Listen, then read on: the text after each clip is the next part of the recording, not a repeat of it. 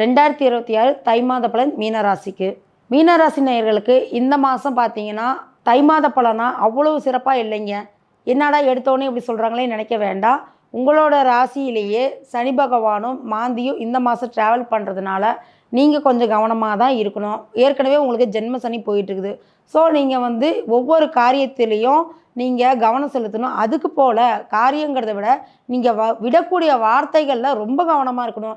நீங்கள் சாதாரணமாக எந்த பிரச்சனையும் வராதுன்னு நினச்சி ஒரு சாதாரண விஷயங்கள் கூட பெரிய பூதாகாலமாக வெடிக்கக்கூடிய பிரச்சனைகளை கொண்டு போய் உங்களுக்கு விட்டுடும். அதனால நீங்கள் கொஞ்சம் கவனமாக இந்த தடவை கையாள வேணும். ஏன்னா ஜென்ம சனி நடந்துட்டு இருக்கிறது ஏற்கனவே உங்களுக்கு ஒரு மைனஸ்ஸு. அதனால் இந்த மாதம் அவ்வளோவா சிறப்பு இல்லைன்னு சொல்லலாம். ரொம்ப மோசமாக பலன் போகுதுன்னு நினைக்க வேண்டாம். உங்களுக்கு வண்டி வாகனங்களை வாங்கக்கூடிய வாய்ப்புகளும் இந்த மாதம் உண்டு. கார் வாங்கணும்னு நினைக்கிறவங்க வாங்கலாம். 2 வீலர் வாங்கணும்னு நினைக்கிறவங்க வாங்கலாம். இல்லை இடத்துல இன்வெஸ்ட்மெண்ட் போடுறேன், இல்லை வீடு கட்டுறேன், இல்லை ஏற்கனவே கட்டின வீடை ஆல்ட்ரேஷன் பண்ணி இன்னும் கொஞ்சம் டெவலப் பண்ணுறேன், இது மாதிரியான நல்ல பலன்களும் இந்த மாதம் உங்களுக்கு நடக்குங்க.